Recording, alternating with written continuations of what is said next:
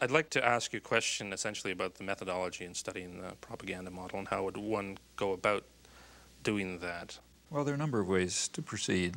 One obvious way is to try to find more or less paired examples. History doesn't offer true controlled experiments, but it often comes pretty close. So one can find atrocities or abuses of one sort that on the one hand are committed by official enemies and on the other hand are committed by friends and allies or by the favored state itself, by the United States in the U.S. case. And the question is whether the media accept the government framework or whether they use the same agenda, the same set of questions, the same criteria for dealing with the two cases as any honest outside observer would do. If you think America's involvement in the war in Southeast Asia is over, think again. The Khmer Rouge are the most genocidal people on the face of the earth. Peter Jennings reporting from the killing fields, Thursday. I mean, the great act of genocide in the modern period is Pol Pot, 1975 through 1978. That atrocity, I think it would be hard to find any example of a comparable outrage and outpouring of fury and so on and so forth. So that's one atrocity. Well, it just happens that in that case, history did set up a controlled experiment. Have you ever heard of a place called East Timor? Can't say that I have. Where? East Timor? Nope. No, huh?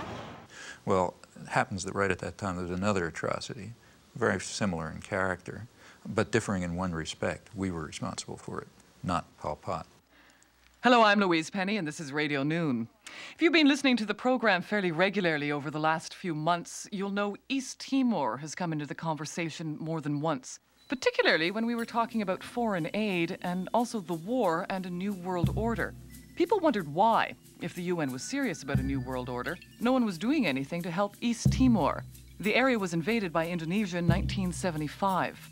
There are reports of atrocities against the Timorese people, and yet Canada and other nations have consistently voted against UN resolutions to end the occupation. Today, we're going to take a closer look at East Timor, what's happened to it, and why the international community is doing nothing to help. One of the people who have been most active is Elaine Bruyere, a photojournalist from British Columbia.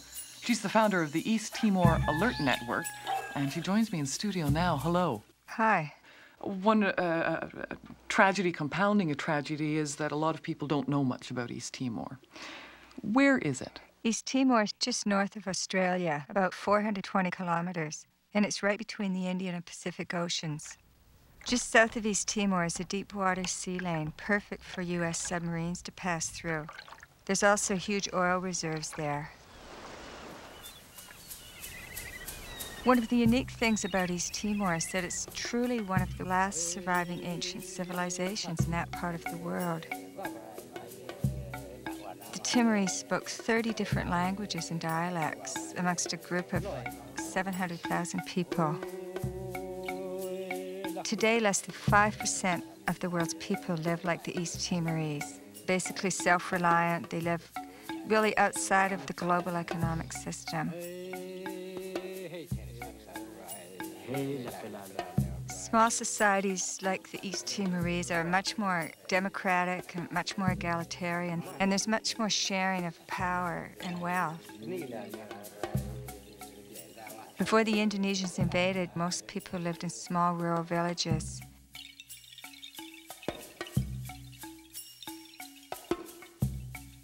The old people in the village were like the university. They passed on tribal wisdom from generation to generation. Children grew up in a safe, stimulating, nurturing environment.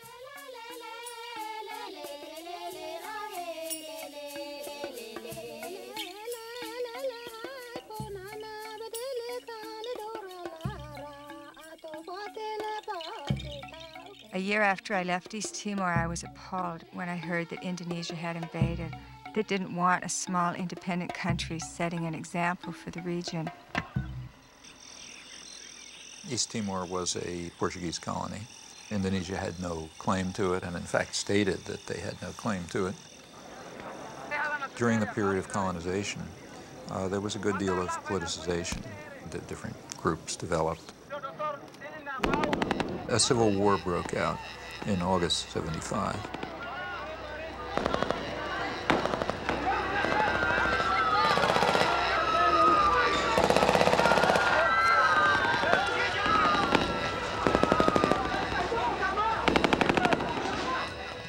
It ended up in a victory for Fredlin, which was one of the groupings, described as populist Catholic in character with some typical leftish rhetoric. Indonesia at once started intervening. What's the situation? When did those ships come in? They start arriving since Monday. 6, 7 boats together, very close to our border. They're not there just for fun, you know. They're preparing a massive operation. Something happened here last night that moved us very deeply. It was so far outside our experience as Australians that we'll find it very difficult to convey to you, but we'll try. Sitting on woven mats under a thatched roof in a hut with no walls, we were the target of a barrage of questioning from men who know they may die tomorrow and cannot understand why the rest of the world does not care. That's all they want, for the United Nations to care about what is happening here. The emotion here last night was so strong that we, all three of us, felt we should be able to reach out into the warm night air and touch it.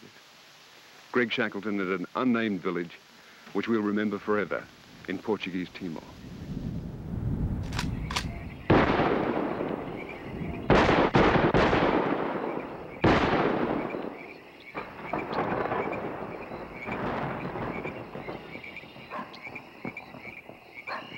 Ford and Kissinger visited Jakarta, I think it was December 5th. We know that they had requested that Indonesia delay the invasion until after they left because it would be too embarrassing. And within hours, I think, after they left, the invasion took place on December 7th.